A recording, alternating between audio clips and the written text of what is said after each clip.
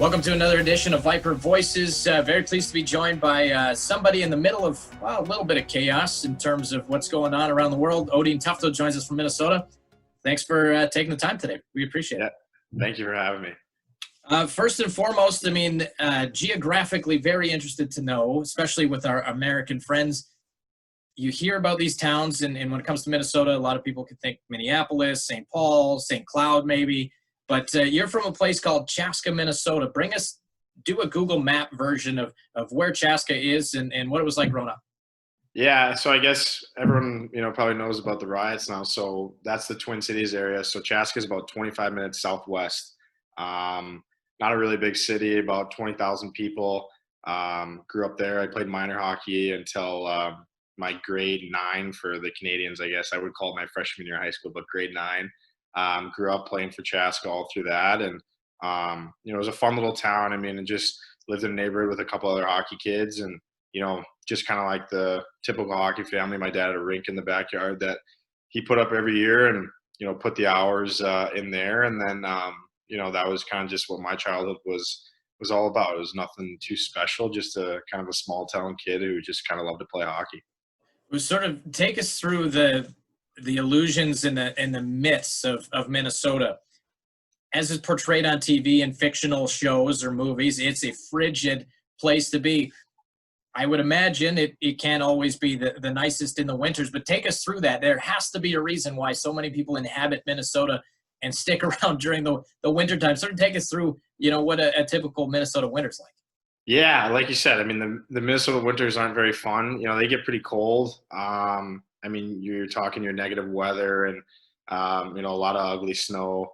And it comes in big spurts at times and it can last for a while. I know there's been some years where, it snowed into late April and maybe even the touch of May. So that's not pleasing to people who like warm weather. But, just like right now outside, the summers, begin to come awesome. It's like, 85 and sunny out right now. So that's, maybe people battle through that to get to this point. But, I think when you look at hockey families, like, that weather in the winter is tough, but, it pays off and you can, build rinks. And I'm sure my parents didn't love going through it, but personally, I loved it. And then, the land of 10,000 lakes is also kind of one thing that, runs by Minnesota. So, being on the lakes in the summer, it's pretty fun and just kind of enjoy time with family and friends. So that's a little snippet of Minnesota, but it's a fun spot to be in.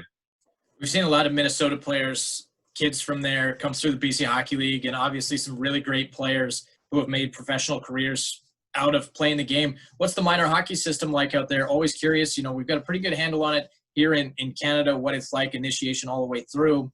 But take us to what it's like. In your case, I guess Minnesota's more of a hockey market than other typical American states. But what is the programs like, and how easy was it for you guys to get involved?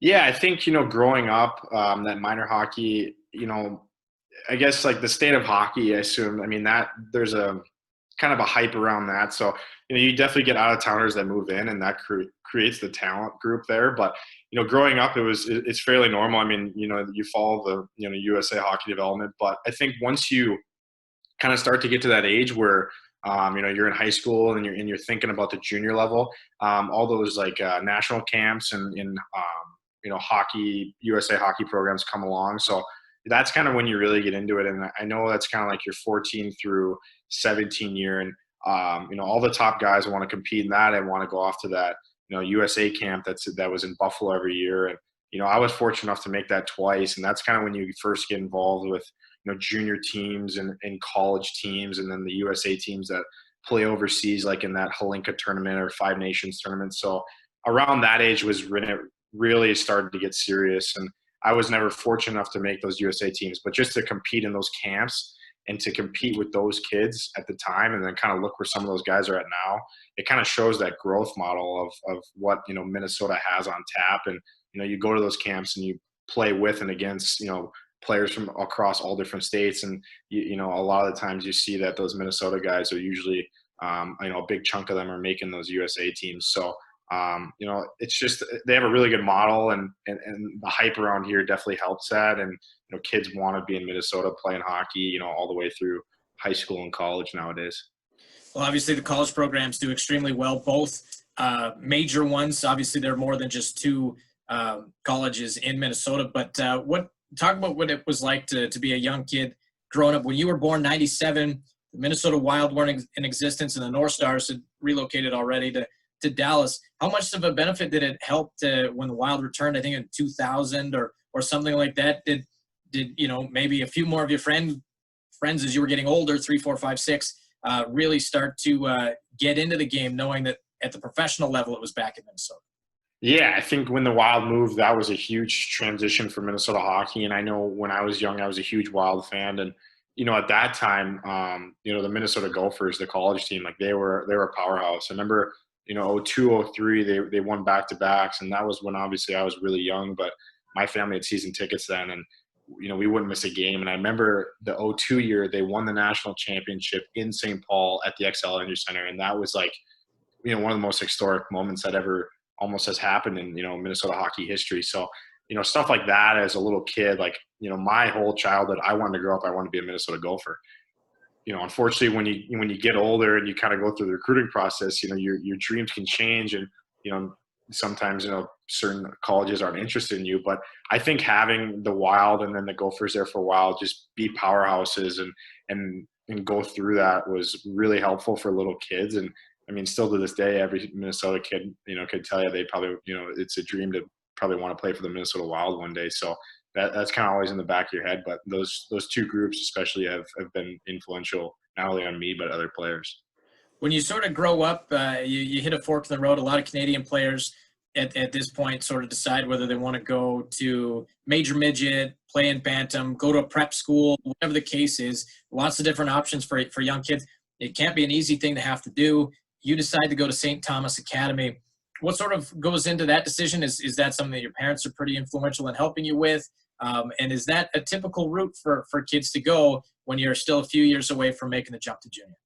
Yeah, so St. Thomas, for a background, is an all boys military school. So I mean, I think off the top of some people's heads, some people might think like you go there if you're a bad kid, but my cousin went there, so that was kind of first where the connection was made. I remember he played hockey there, and the two coaches that were there that aren't anymore, the Vanelli brothers, they were great coaches, and they had a lot of tradition behind them, and people really liked them. So I pushed to go there, and my parents made it happen for me. And it wasn't easy with travel right away, but going there, not only for the hockey, but as just a person, was awesome. I mean, the military aspect was one of the coolest things that I've ever done. I think if I didn't have a potential career in hockey, I think I maybe really would have thought about going into something military aspect wise, just because of those 4 years.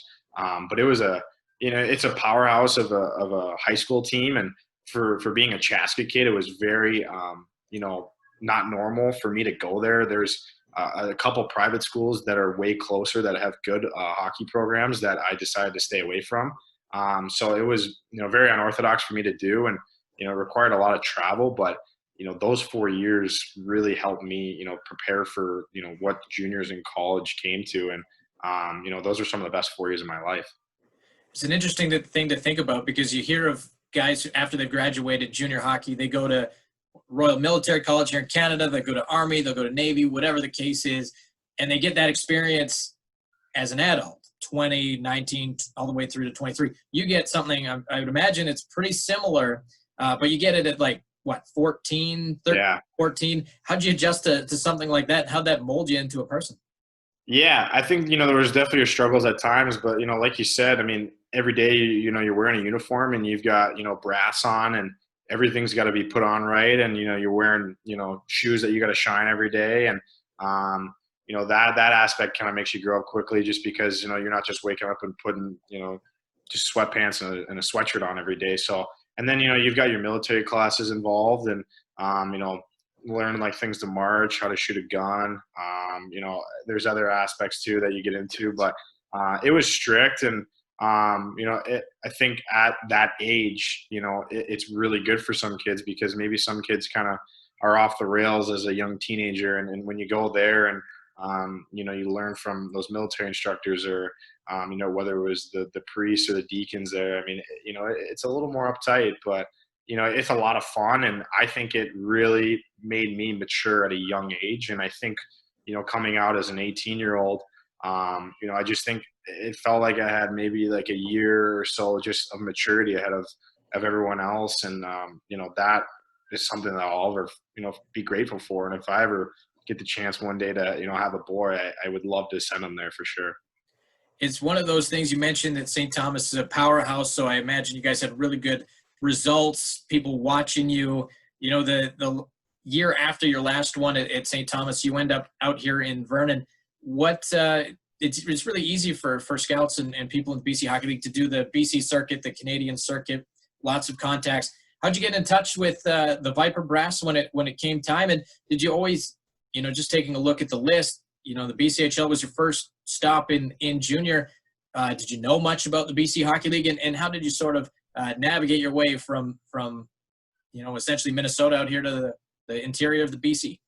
Yeah, I think, going through my, my high school days, the USHL was kind of the only thing I'd heard of. I was drafted in that futures draft, which was my sophomore year of high school, so grade 10. And, I was with the Green Bay Gamblers, and then, unfortunately, they released me a year later. And then, my senior year was obviously that, during that year, it was kind of like you had to prepare for where you wanted to go the next year, just because I knew I was continuing with hockey. And my head coach, Tom Pinelli, he had sent players there before into the BCHL. I don't know if anybody particular from Vernon. I think I was the first St. Thomas kid to go to Vernon, but he had sent guys or gave interest to players to, look at the BCHL. And, I remember, once the season started winding down, I was talking to Vernon, I was talking to Trail, and then I think I was talking to Salmon Arm.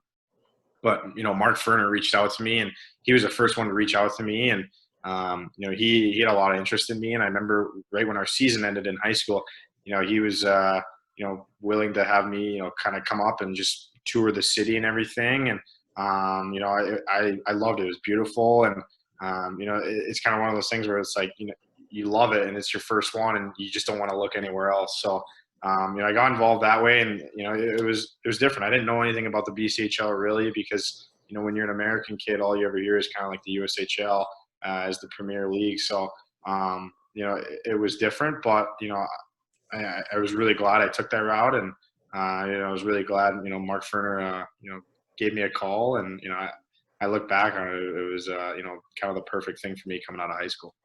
When you said your hometown of Chaska's got about 20, 30,000 people in it, Vernon's population about the same. Was it easy?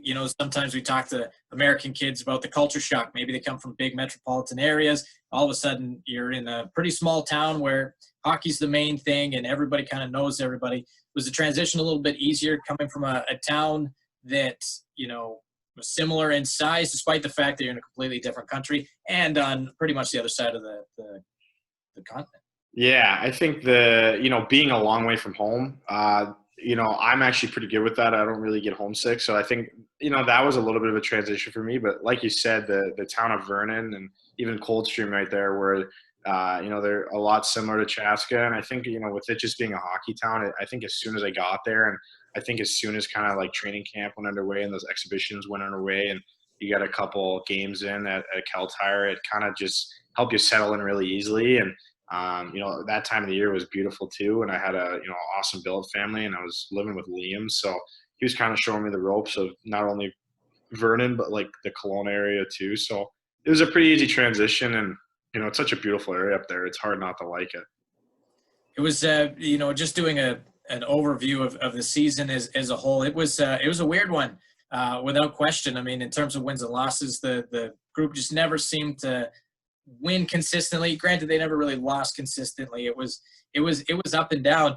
What was it like for you for the first, couple weeks once you get through exhibition, where the results are fluctuating a little bit, but you guys are playing against some very talented hockey teams within the division? Do you remember the first couple of weeks and some of the adjustments where all of a sudden, you're not playing, for St. Thomas anymore, you're playing junior hockey, you're right in the middle of the age group, and you're against some of the best junior A hockey players that there is. What was that transition like for you? Yeah, I think, coming from high school, obviously, there was a little bit of a transition period, and, juniors is obviously, it's a next step up. So, I think for me, like when I went in, I just knew that I wanted to bring what I, had at St. Thomas and bring it into Vernon, and with my skill and my speed and my work ethic. And obviously I had to learn some things, but I think going up against those older guys every night, it challenged you, and it ultimately made me raise my game. And I think, like you said early on, like the wins and losses were very back and forth, but I think sometimes early on you kind of have to focus on yourself a little bit and just understand that especially for me, I was an uncommitted kid, so I had to come in and kind of really be like try and play well, listen to the coaches. They're going to try and help you succeed, and take that and go into every game. And there's a lot of games, so you want to play everyone the best you can. But there were some really good players in that league, especially that year. I mean, you look at like the Jost and the Fabro on that Penticton team, and then Rempel, some really high end players. So every night there was somebody always to key in on the other team, and it was fun and challenging, and it really made me step up my game.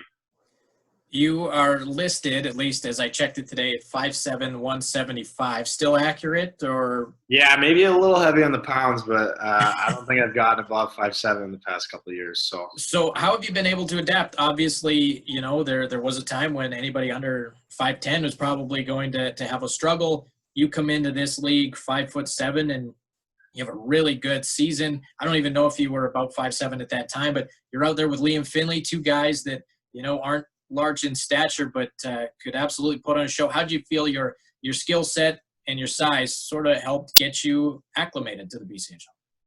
Yeah, I think, I'd always known coming into Vernon that I'd been undersized. So, it's something that you kind of have to use to your advantage. I mean, I'm a guy that, because of that, I got to play a little bit smarter than harder sometimes. I mean, when you're going to a corner with a guy that's 6'2", 220, you're not going to muscle him off every time. You're going to have to use your stick or use your some way to get body position without having him truck you over. So I think in learning from Finns too, Finns did a lot for me, especially early on, helping me because he had already played a year in the league. He kind of really knew the ropes, and I think just bringing my skill set and bringing my speed in and allowing myself to create space and make plays, but also at the same time work hard in all three zones. And that was part of the adjustment period as well. But playing with Liam was definitely a huge plus because we fed off each other so well. And when you feed off a guy that has such a similar structure to you, it can really be dynamic. So, that was super helpful. And then, I think just every game, just learning was also big too. We've talked with Jagger Williamson about it a few weeks ago and Riley Brandt a couple of weeks ago, both teammates of yours for that season. It was a mixed bag on the team. You had a couple of guys who were older, more veteran. There were a lot of younger guys who were getting their first kick at the can, guys like Jimmy Lambert, Steven Jandrick. I'm probably missing a few. Jagger was there for his second. Yeah. You, Finley. I mean, what was it like playing with a bunch of young guys? And as you're trying to grow and develop, did you mentioned your friendship with Liam. Were you able to make relationships with these guys and sort of help each other get through, a tough junior hockey season?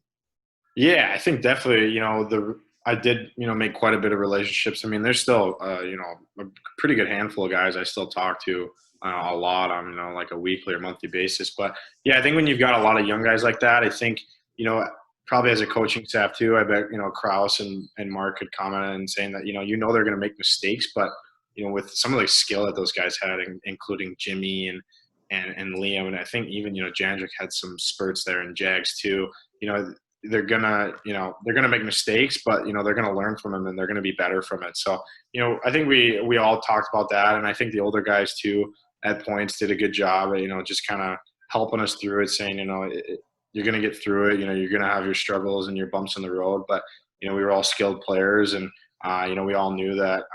We were gonna, kind of learn from those mistakes and stuff. And, that young core was a really good group. And, unfortunately I thought maybe we would have gone a little farther, but sometimes that, just when you got so many rookies on the team, it can kind of backfire on you just if you play an older group. There were I made a couple of notes in that season. One we ended up doing for Hockey Night in Vernon not too long ago, a few weeks ago. It was a 10-5 win in Salmon Arm. And the reason we brought it up, Jagger mentioned it as one of the key highlights of this season for him, where you guys get down 5-1 after one period and then rattle off 9 unanswered. You finished with 5 points that hockey game. I mean, What do you remember that particular game? I mean, not very often do you get to erase a 5-1 deficit, but also rattle off 9 on the answer to put up double digits on the road. Yeah. Yeah. I mean, it was funny because I went and I saw that on Twitter, and I actually, I didn't watch it the night of. I think I watched it the night after, but, that's actually one of those games where I remember so clear because I remember it was right after I had committed to Quinnipiac, and one of the coaches came out to watch me. So, when you're committed and you just are recently off that and they're coming out, like, you're kind of like, gosh, I want to impress. And I remember watching the first period, and I think I was out there for one or two of those goals that Sam Arm scored. And, definitely the opposite of how you want to start a first period. I mean, you always hear like, you can't win in the first period, but you can certainly lose it. And that's what it felt like. And then I remember, I think one or two forwards got hurt, so we were short. I mean, I think we had 10 forwards for the last 40 minutes of that game. And, I don't know what happened. I think we got one late in the period, to kind of give us a little bit of boost. But I remember, we got one on like the first shift, and we just kind of kept rattling them off. I mean, the bounces kind of went our way, and it seemed like Salmon Arm had kind of maybe rolled over a little bit, and everything was just firing all cylinders. I remember we were getting power plays, and I think we had a high percentage on the power play that night, and then we were up, I think maybe by a couple going to the third, and then I think we got two more quick in the third, and after that it was over. And those are one of those games where, especially, it was kind of just past probably the midway mark of that season where we were kind of on the bubble there between playoffs and not playoffs the whole time. And one of those games can really show you that you can just kind of play with the best of the best. And I remember that was a fun game, and I remember seeing my Quinnipiac coach after the game, and I was all smiles because I knew I just probably had one of my best games of the season. You guys end up sneaking into the playoffs on the last day of the regular season. I don't think I'll ever forget this. I mean, and since then there have been some very tight interior division races. I mean, this past season you had 3 teams going down for 3rd, 4th, and 5th between Salmon Arm, Vernon, and Wenatchee, settled on the last day. But I mean, you had 3 teams at that time. 4 teams got in. You had 3 teams, Merritt, Vernon, Trail, all trying to get into the playoffs on the last day of the regular season. You guys had the advantage. If you won, you automatically get in. There was nothing else. Trail needed something to happen, probably a Vernon loss, and Merritt needed both a Vernon loss, and they needed to win. You guys go down like bang, first shot of the game. I think they go up 1-0. I mean, what do you remember? I mean, it's gut check time at that point. The Vipers had missed the playoffs a couple of years earlier. Pretty significant thing after a big run that they had the year before. Do you remember anything about the last regular season game? I remember that one too. I remember coming in. It was at Trail, and we had kind of heard the whole town was going to be there. I mean, we had played in Trail a couple times before, but they said final home game. I mean, I think it was kind of like if they win, they get in as well, and if we won, we would have got in. So, it was packed at warmups, and obviously the stakes were high. And I remember they scored.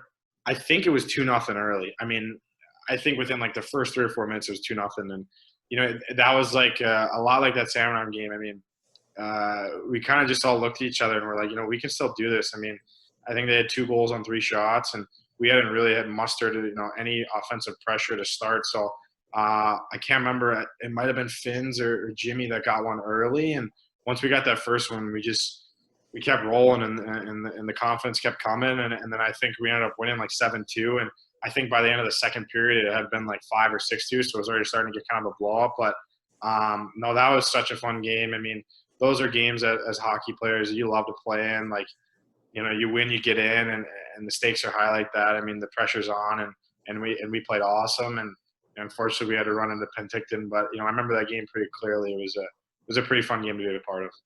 It would have been pretty interesting to watch. I mean, hindsight being 2020, they changed the playoff format now 1 through 7. At the time, you guys would have been the 4th seed, and instead of getting Penticton in the first round, you probably would have had Merritt or Trail in the first round, and I mean, maybe get a few more kicks of the can. But you do get Penn in the first round, and my gosh, they were a good hockey team. That would go right on to the finals. No, they would run into West Kelowna. West Kelowna, yeah. So 2 very good teams. I mean, gosh, they were good, but going up against a guy like Jost and a guy like Fabro and I believe Conway, or there was some other Conway was the big one too, yeah, on the Penticton team. I mean, you guys do get a win. It just goes to show you it's hard to sweep in this level. But what did you sort of take away from the 5-game series? A couple of games seemed pretty close. The win, obviously, but again, I mean, lots of rookies on one team and a very mature, talented group on the other side. Yeah, I mean, I think, going into that series, obviously, we believed we could win. And, I think that first game I remember at Penn was close. I know they scored a goal to go ahead late. And then I think I topped on an empty netter. So I think there was like a minute and a half left when they got the eventual game winner.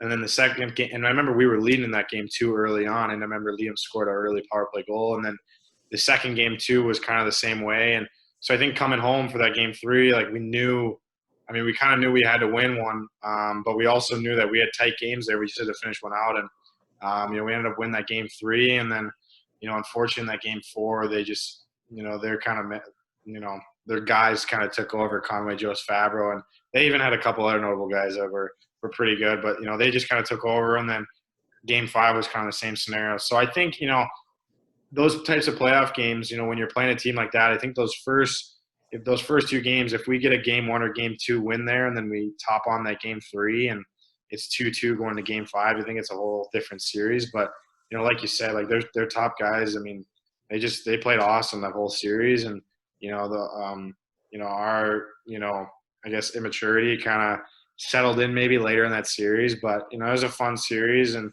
I was actually there when they were playing West Kelowna in game 6, and I watched Westgate beat them. I was still in Vernon at that point, and you wouldn't have thought, Penticton was going to lose. You thought they were going the whole way. So, and then Westgate goes and wins the whole thing. So it's crazy how playoff hockey works, right? But yeah, it was definitely it was a fun series to be a part of. There's a couple of people I want to mention. One ended up being a future teammate of yours. I'm sure at the time you didn't realize it, but halfway through the season when you commit to Quinnipiac, so there are a few things that I'm going to bring up. You commit to Quinnipiac, as you said, sort of right in and around that Salmon Arm game. Coming in uncommitted, what did you like about the program? Obviously, we'll talk about them in a little bit more detail, but, what did you like about that, and how much did that sort of ease the pressure, midway through your 18-year-old season? You get a chance to commit to a very good school that tons of BCHLers have gone to. Yeah. They came out to the showcase, right away at the beginning of the season there. And I remember, I hadn't heard anything about them. And going in uncommitted to juniors, I mean, first and foremost, you want to put yourself first, right? So I think I came in, I was like, I want to play well and I want to get a scholarship. That was the first task at hand. And, I remember we had played a couple games and I had started off well. And, I can't remember if it was Fern or Krause. They came up to me and, they were like, have you ever heard of Quinnipiac? And I was like, no, not really. And, they had mentioned the Jones twins that had played there. And they had mentioned that their head coach was coming out to the showcase. I'm like, oh boy, better play well. So I talked to them. I remember my second game against Collegiate at the showcase. I had a whale of a game, and I talked to them after. And just by their head coach being there, that kind of caught my eye initially. And then I took a visit there. I think it was late November, and then I took 2 other visits. And Quinnipiac just is known traditionally for developing small forwards. Matthew Peck, who plays for Ottawa Senators now, he's played a couple years in the NHL. Travis St. Dennis, who's signed an NHL contract with the Islanders, and Sam Annis, who's signed an NHL contract with the Wild, and he was the leading scorer in the AHL this year.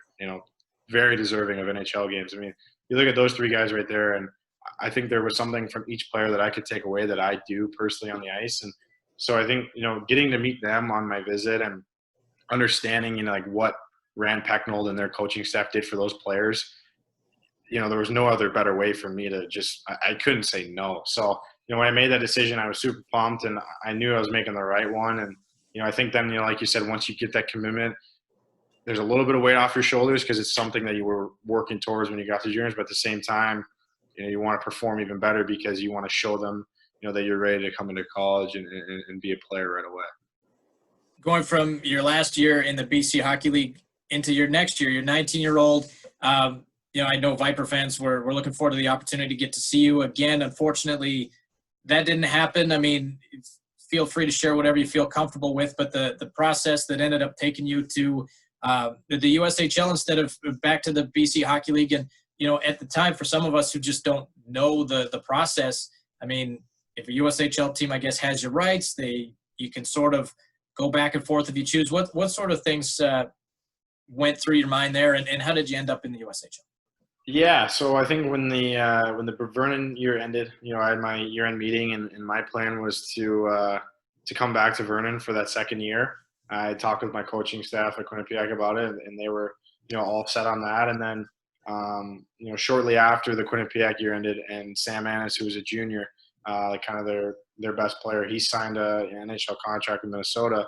And I remember when I was on my visit earlier that year, they had said, if Sam left, there would be a possibility of me coming in early. And I'd always kind of planned on playing 2 years of juniors. So I got that phone call in the spring, and initially it didn't sit well with my stomach. And I talked to especially my dad and my family about it. And we decided we want to play another year of juniors. And so they said, you can either go back to Vernon or you can go to the USHL. And they had kind of hinted on going to the USHL just because it was a little bit of on paper, I guess they call it a harder league, a little bit more defensive. There's always the if, ands, or buts between the USHL and the BCHL. But so we had told teams that we were interested in the USHL, and I ended up getting drafted in the first round by Fargo. And, my advisor and everybody was like, this is a good spot.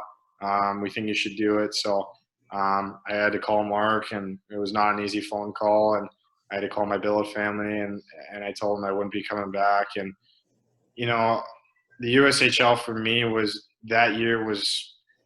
the toughest year in my hockey career so far I've ever had. I went to Fargo, and I was on the third and fourth line. I wasn't producing. I wasn't doing the stuff I was doing in Vernon.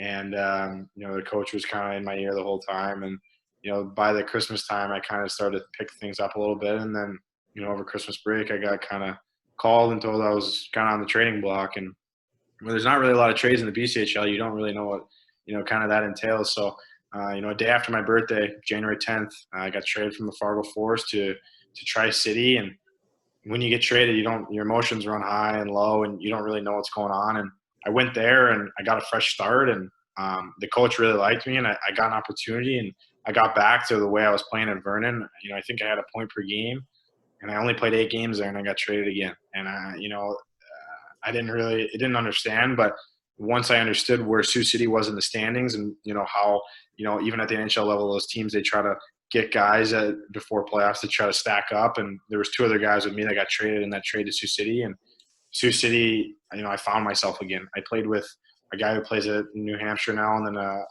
Czech guy who plays in the AHL. And it was like I was Odeen Tufto again. And, that was huge for me. The coach was awesome. He understood the way I play. And, it ended up fun. Like we made it all the way to the game 5 of, the Clark Cup finals. Unfortunately, we lost. But I made so many, memories from that team and so many, friendships. But, to close, I think if I look back on it, I would have wanted to go to the BCHL for another year. And it's tough for me to say because, Vernon was awesome. I mean, I had everything. And I remember at the year-end meeting, Mark even laid out, he thought I could be a leader, maybe wearing a letter in the second year. I didn't play any penalty kill time. He thought I could work into that, transition. He had thought of everything that I could do that I didn't do in that first year that would help me transition better to the college level. And I think I should have took my time on that and digested that more, because I think if I would have went to Vernon another year, it could have helped me even more. And obviously the USHL helped me, but the USHL, I struggled for a while, and that helped me in some ways and in some ways not. But if I could have done it all over again, I wish I would have came back to Vernon for a second year. And unfortunately I didn't. But it's just kind of the way of the road. Well, it still worked out for you. I mean, Quinnipiac was obviously probably tracking you through the USHL season and all the way through. So you make your debut in Quinnipiac. You see a friendly face, a guy that you saw in Vernon, probably the year before. I mean, you can correct me if I'm wrong. I sort of ran the years in overlap, but Andrew Shortridge was in Quinnipiac. And if I'm not mistaken, he had a heck of a college career, which he's since turned into a very solid pro career. Did you notice any differences? Because this was a guy that, calling his games, docile off the ice, and as intense a competitor as you can see on the ice. Was he like that, after the year gap when you got a chance to play with him again? Yeah, same Andrew Shortridge. When I came in that summer, after my junior career, I remember just in the weight room, just a workhorse and, super dialed, super focused in. And, he never wanted to talk to the media or anything like that. he was just kind of the straight and narrow, just like you said, docile, and he put the work in on and off the ice. And, he definitely was a guy who knew he wanted to make a career of it. And, like anybody, he had his challenges. His freshman year, I remember he got some games. I was still in juniors at that point, but then, his sophomore year, he split time between, our freshman goalie that year and then him. And then, his junior year, that summer leading in, he had a big summer. And the first couple games, him and our other goalie kind of went back and forth. And then he just took it over and he ran with it. And his numbers were outrageous. I mean, we made it to the regional finals that year and lost to UMD, who ended up, winning the whole thing. And, we lost by 1 goal. And, he was just our he was our guy that year. And he was so good. And, he ended up getting that NHL deal with the San Jose Sharks. And, yeah, it was the same Shortridge I had remembered from Vernon, just always super focused, always super ready to go, and just, such a competitor. It was so fun to watch. What was it like for you to transition from a junior hockey player to a student athlete? Again, I guess, you had a couple of years, where you're in high school doing academics and hockey. Then you go play junior in Vernon, and then your stops in the USHL. But now you're back, and it's got to be one of those things where if the academics don't match, you don't get to play. So how does that look? How difficult was it, if at all, and the transition that goes from junior back to the collegiate athlete? Yeah, the transition right away, definitely always on any player, it's a little tricky, to balance your school schedule and then your schedule at the rink, and making sure you're on time. But there's also all those little details that are involved. Making sure you're getting your food in, you're getting your sleep in, you're getting your studies in. Time away from the rink is big, but also time at the rink is big. So the transition, I think what helps is, you start in, late August, and then you don't start playing games till October. So that first kind of 6 weeks there, you really got to, make sure you settle in with your schedule and get on a routine. That's probably the biggest thing. When you get on one of those routines, by the time the season's going, then everything kind of just falls into place and it's normal, and school's going and pretty well. And it wasn't too bad. Obviously the time off from school was nice, but I think early on getting back into it was a little tricky. But, like you said too, the grades are important. You have to have a certain GPA to be eligible at the collegiate level. And, your team your team academic advisors and coaches, demand a certain, level of GPA and academics as well. So, that causes maybe a little bit of stress, but, that's kind of all that comes with being a student athlete. So, but it's been fun. And, the past 3 years academically and athletically have gone by pretty smooth. What sort of things have you been majoring in? A lot of, that's the big question. You want to be a hockey player, but once you get there, you got to learn something. What sort of took your focus in terms of academics?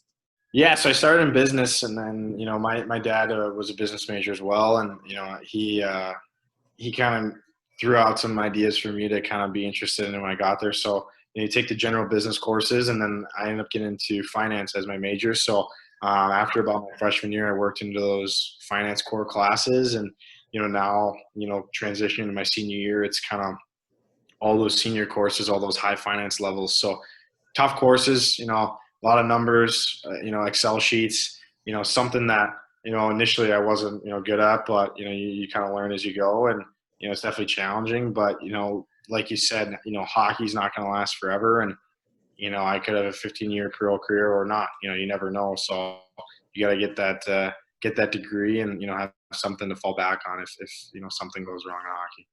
We've got one more year of college left. You've done 3. I've got some numbers in front of me that I'll run by you, and there'll be a follow-up question. So in 3 seasons, you've scored 31 goals and 90 assists. Now, you've always been a bit of a point producer. Looking at your junior stats and your high school stats, that's pretty evident. But they always say the college game is tighter, structured, a lot more difficult to generate opportunities, and some guys who put up numbers struggle. Clearly, with 121 points in 3 seasons, that wasn't the case because you guys don't play 58 games. How have you sort of found your adaptation to the college style? And clearly you've done something right. Those numbers are spectacular. Yeah, I think right away I was given the biggest thing I could say is I was given an opportunity right away. And, Rand Pecknold, the head coach, came to me right away and he was like, I'm going to give you an opportunity to play a top six. I'm going to give you an opportunity on the power play, and you got to take that opportunity and kind of run with it. And obviously there's that transition point, like anything, like we talked about with the junior level. So I had to transition to the size and the strength. And a very good example is I played center in the USHL, and I told him I wanted to play center. And in my first 2 games, he put me at center, and he put me with 2 seniors. And in some areas I was fine, but defensively I struggled. I was getting muscled off the puck. Had some turnovers. So he moved one of those guys to center, and he put me at wing, and I played wing the rest of the year. So it was little things like that he kind of structurally changed, but he believed in me, and he believed in my skill set, and I think he understood that I was going to make mistakes, and maybe defensively I wasn't going to be the best, but offensively it wasn't much of a transition. I was able to still do what I do, create space, make plays. I've always kind of been the facilitator, not really much of a goal scorer as much, and we're still able to do that. It was amazing to me, how well some of these guys could shoot at the college level, and I always wanted to work to that point. But yeah, I think and as every year I went on, I just got a little bit more comfortable, and my sophomore year especially, we had an unbelievable team, and we had I think 4 or 5 guys sign NHL contracts, and I remember being on that power play, and the power play can also help so much with point production, and so I kind of worried all about that. And then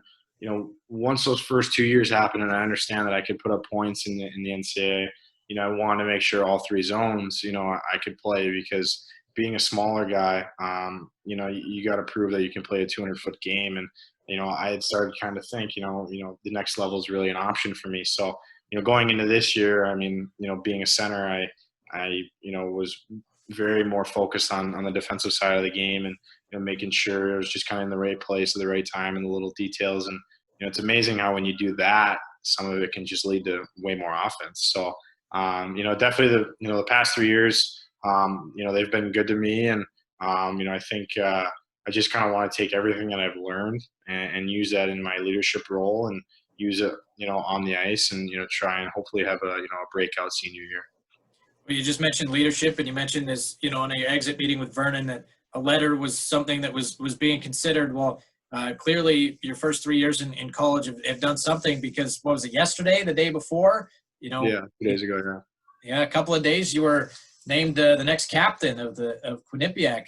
Congratulations. That's a heck of an honor. What goes through your mind when you learn something like that?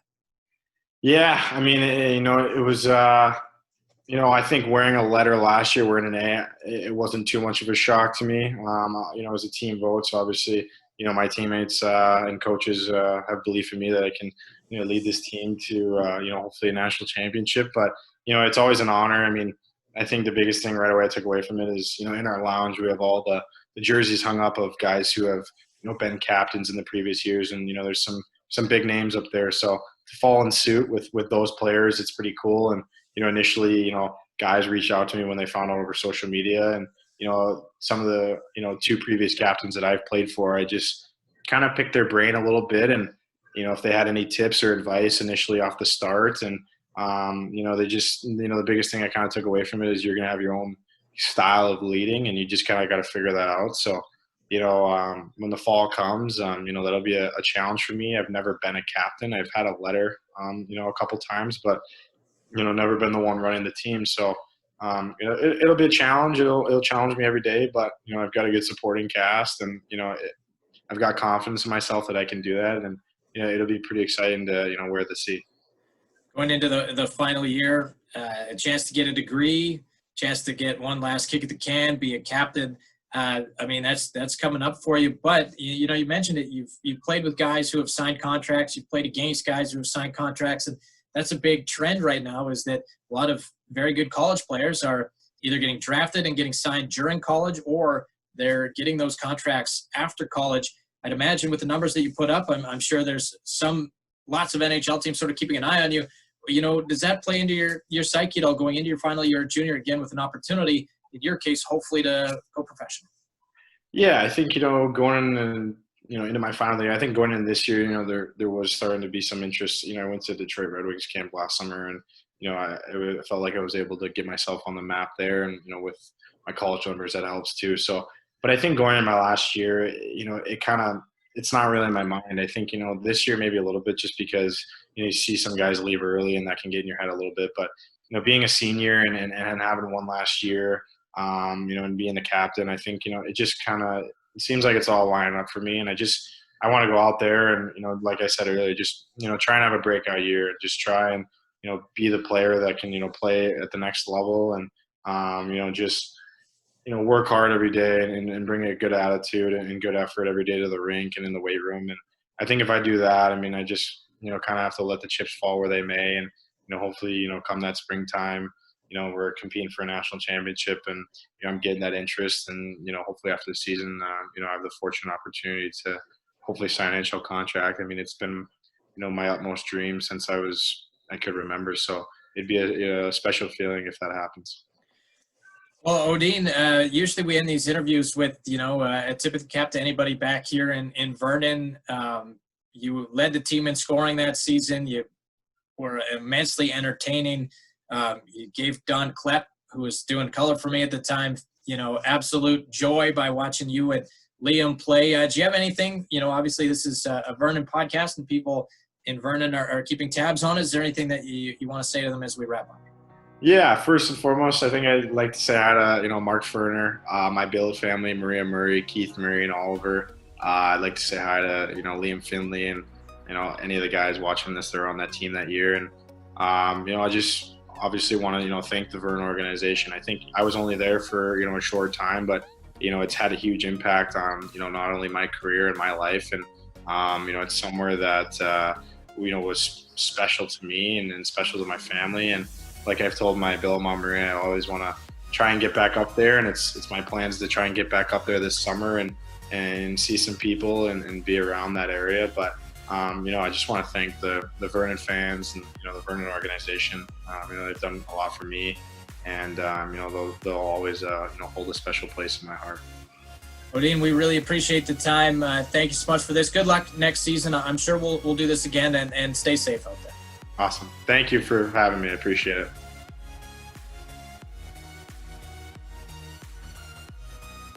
In transition down the right wing. He'll throw to the middle. Rolling puck. Tufto scores! What a shot!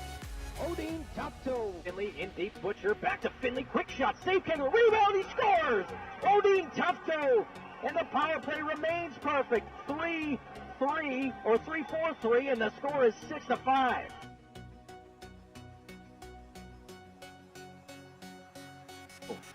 Finley leaves for Tufto. Tufto cuts to the middle. He shoots. He scores!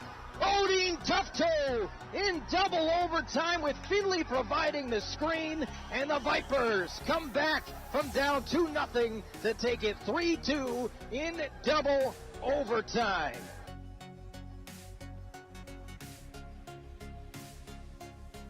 Walks in, stick handles, Tufto in front, scores!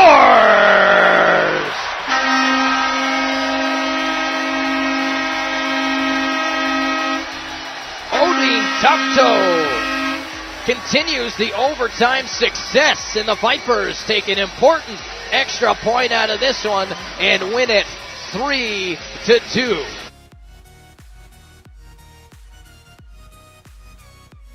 Now Tufto behind the play. Odeen Tufto, he's got a partial break in. He scores!